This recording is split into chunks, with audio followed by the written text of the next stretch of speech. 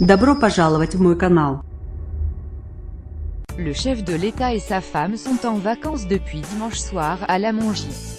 Un skieur un peu particulier, un habitué, qui se fond parmi les touristes, en toute simplicité, dans cette station qui lui est si chère.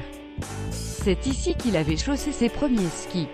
Depuis dimanche soir et une arrivée discrète au village de la Mongie, c'est en président de la République en vacances qu'Emmanuel Macron a retrouvé sa station, une venue qui avait fuité depuis quelques jours mais qui restait conditionnée à l'agenda du chef de l'État. On savait qu'il devait venir depuis longtemps mais on n'a rien dit à personne, explique Marie, du magasin de location Ski Shop où le couple présidentiel est venu s'équiper. Je suis occupée de Madame Macron qui a été très charmante. Tous les deux étaient très sympathiques, ajoute Michel, le skiman. Et Marie d'ajouter, ce sont des personnes normales et très abordables, qui passent vraiment incognito ici. Comme lundi soir où le couple dînait au restaurant La Mama, après un crochet par l'igloo. Mais lorsque le casque et les masques tombent au pied de la station, la cohue se forme vite. Et le président de répondre volontiers aux sollicitations des vacanciers, les gens lui réclament des selfies sans cesse, souffle cette skieuse. Qu'on le laisse profiter tranquillement.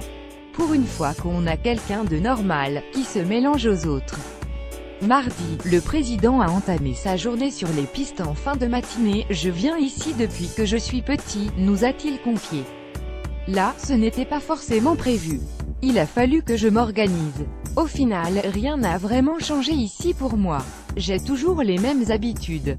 Les mêmes amis aussi, à commencer par le berger Eric Abadi, qui n'a eu de cesse d'être abreuvé de sollicitations journalistiques sitôt la venue du président ébruité.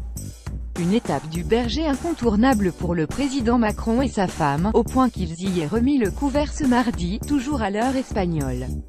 En toute authenticité et décontraction, sur la terrasse, où Manu embrasse Agathe puis Sacha, les enfants d'Eric. Lui, l'attraction de tous les petits comme des grands pour qui Noël joue les prolongations.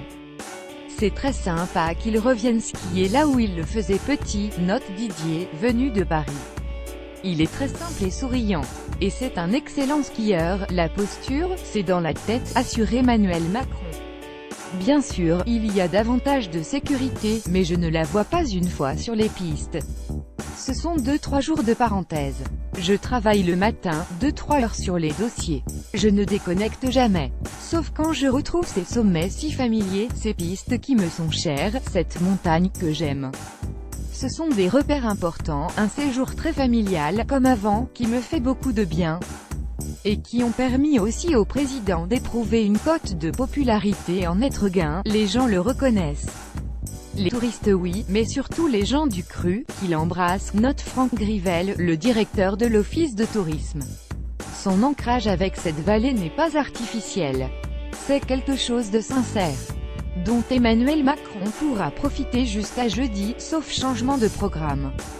Des retombées importantes parmi les 5000 skieurs qui partagent durant cette première semaine de vacances le domaine du Grand Tourmalet, les Macron sont au cœur des attentions médiatiques.